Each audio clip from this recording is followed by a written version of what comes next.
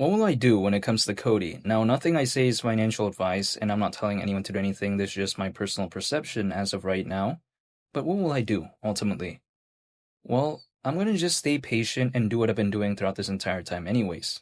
Again, I'm not telling anyone to do anything, but I've been dollar cost averaging once a month into COTI for over 2 years, and it hasn't done the best. Now, it showed moments of brilliance, but again, it hasn't done the best. Now, despite all that, though, what am I going to do? Again, I'm just going to stick with what I've been doing because I just don't think I've seen, arguably, hypothetically, an altcoin season during the cycle. Who knows if it will ever even happen? And if it even maybe does in a hypothetical scenario, I'm not going to be able to know the exact moment. So, again, I'm just preparing for a moment and not trying to find the perfect moment. But yeah, besides that point, I have not seen levels this low when it comes to COTI in terms of market cap ever since 2023. So it's been pretty much around 2 years. Now it's almost 2026, right? I have not again seen these levels in quite some time when it comes to market cap. Because as of right now, the market cap is slightly below 70 million, at least from the chart that I'm seeing right now. The last time I saw that was back in 2023. Now, we saw what COTI did in 2024, had a pretty good rally, had a pullback as well, though. However, also it had a pretty good rally again, and then the pullback, like right now, we're still seeing. But then my point of view is that I actually did not mind dollar cost averaging into COTI throughout 2024 and as well as 2025, which of course we're still in 2025, but I'm saying like throughout the course of 2025. So if I'm able to dollar cost average basically at a point in which I have not seen since 2023 in terms of market cap, I'm not going to necessarily complain about that situation because my kind of hypothetical thing is dollar cost averaging, right? So if I'm trying to dollar cost average, this current situation would not be something that I am disappointed with.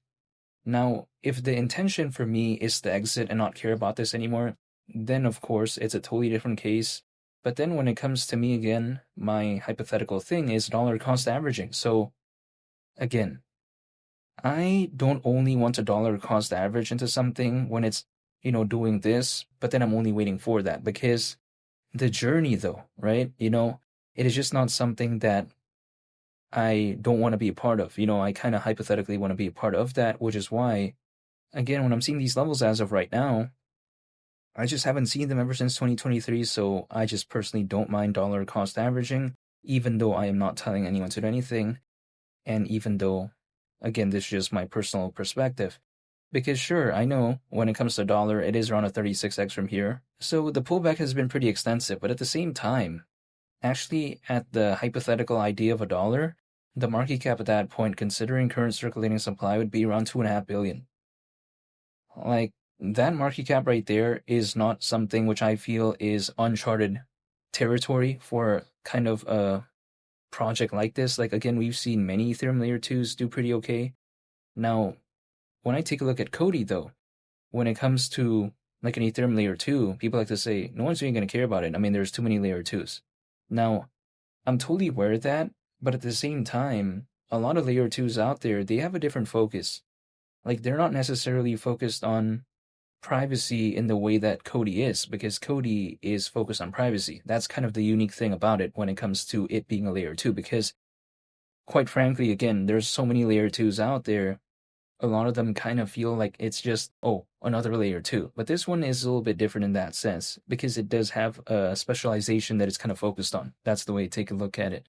Now, COTI wasn't always like this, though, because when I was first taking a look at COTI, COTI was not like having this vibe. It was actually focused on payments. However, eventually it did become a Layer 2. You know what I mean? It evolved to become that, right? A Layer 2. Now, some people may be thinking, okay, why would they do that? Well, I don't think it's such a bad thing because if I take a look at it, Ethereum is a very popular Layer 1 blockchain, right?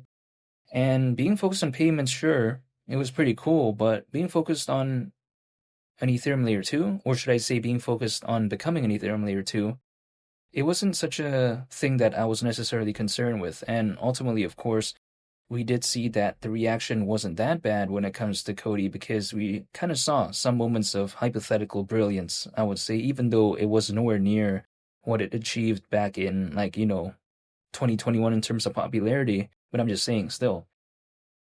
So yeah, I mean, I just don't think I've seen an altcoin season actually when it comes to COTI ever since it became Ethereum Layer 2. You know what I mean? Like ever since COTI became an Ethereum Layer 2, I have not seen it experience an altcoin season. I've seen COTI experience an altcoin season when it was focused on payments, but I haven't seen it when it became an Ethereum Layer 2. So this is why I am not giving up when it comes to COTI. Now, I could easily do that though. I could easily just not believe in this and just exit. I mean, it is a possibility. But why haven't I done that? Well, it's because, again, I have not seen COTI as an Ethereum Layer 2 experience an altcoin season. And also, I still like the fundamentals of COTI, so yeah, I just haven't given up. Now, ultimately, when I take a look at an Ethereum Layer 2, what is it, right? An Ethereum Layer 2, basically in this case, allows Ethereum to be enjoyed, while at the same time not necessarily having to deal with some of the issues. Like, for instance, we see the high gas fees and also the arguable scalability issues.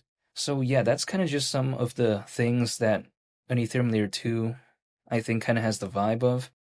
But even besides all that, if let's say, even despite the pullback when it comes to Ethereum as of right now, if let's say Ethereum does gain that popularity, hypothetically, if let's say the markets do pick up, would a Layer 2 maybe go along with the ride? It wouldn't necessarily surprise me. And keep in mind, what COTI is experiencing right now, it is not only just Ethereum Layer 2s having a pullback, right? Ethereum's also having a pullback. Its Layer 2s are having a pullback, but you know what? A bunch of other projects are too. It's not only just like Ethereum and Ethereum Layer 2s. Like, the thing is, this is just kind of like more of a general event. That's the way to take a look at it. So if I walk inside a store, let's say in a make-believe scenario, and I really want a t-shirt, but then everything is having a hypothetical discount at that store, like the jeans, the tank tops, I don't know, just a lot of things like the jackets, the socks. If let's say that is kind of the case, what am I going to be focusing on? I'm not going to be focusing on the items that I don't really need. I'm going to be focusing on the things that I actually like fundamentally. Like for instance, in that case, that t-shirt. So during a time like this when things are having a pullback, I am more intentional when it comes to what I really want to dollar cost average into, because if projects that are known to have not that amazing of fundamentals and also projects that are known to have pretty good fundamentals, if they're both having a pullback, I'm going to be more intentional, right? I'm going to be more intentional in terms of what I choose because they're both having a pullback. There's almost sort of no distinction whether or not a project is good fundamentally or not, and then if it's having a pullback or not. There doesn't seem to be that distinction as of right now. It's just kind of like generally things are just having a pullback, right? So this is why at a time like this, I'm just a little bit more intentional with what I do, but then I am not telling anyone to do anything, and nothing I say is financial advice. But ultimately, what I'm doing is just, again, doing what I've been doing throughout this entire time, just dollar cost averaging, holding, and just waiting, because I can't control what COTI does moving forward. Like, for instance, I have no control over the altcoin space. Like, for instance, when COTI had that pretty good rally back in 2024, could I know that moment exactly? Like, no. Like, I mean, I was a fan of COTI, but I couldn't control the exact moment. You know what I mean? Also, what it did back in December of 2024, could I control that? Absolutely not. With what's going on to COTI as of right now, can I control that? Absolutely not either. Right? I can't control anything when it comes to COTI or this space. COTI was already an existing project before I even believed in it, or before I even knew what it was, actually. So the thing is, all I can do is control myself, and that's what I'm going to do. I'm just going to stay patient, and that's it. Even though I'm not telling anyone to do anything. But what I find also kind of surprising to me, at least, is how COTI, even despite this pullback, again, have not seen these, or should I say, haven't been able to see these levels ever since 2023. There's still over 44,000 holders slightly, allegedly. Like, I mean, that's kind of a lot considering how COTI isn't doing the best as of right now. Now, is it like over 100,000? Absolutely not, like some other projects that we do see, but I'm just saying, when it comes to around 44,000 holders at a time like this, like I'm not going to say I'm disappointed when I see something like that. Because it's kind of tough, right, having that many holders at a time like this, but then it still has that, allegedly. So yeah, that's just something I want to mention real quick when it comes to COTI. Now, COTI doesn't have the best listings out there. I'll say that, but even without the best listings out there, arguably, we kind of saw what COTI did historically speaking. So, yeah, that's just the way to take a look at it. I mean, even historically, I don't think the listings were the best, also as of right now. But still, I'm just still staying patient. I haven't given up when it comes to this, but this is just personally my kind of perception and my perspective when it comes to COTI. Only time will tell, but again, I'm just dollar cost averaging once a month. I never try to find a moment to kind of enter like that and then that's it. Because imagine if I thought that, oh, hypothetically, I was gonna get into it at like February of 2024 when the market cap was around 400 million and then now the market cap is slightly below 70 million. Imagine if I did that.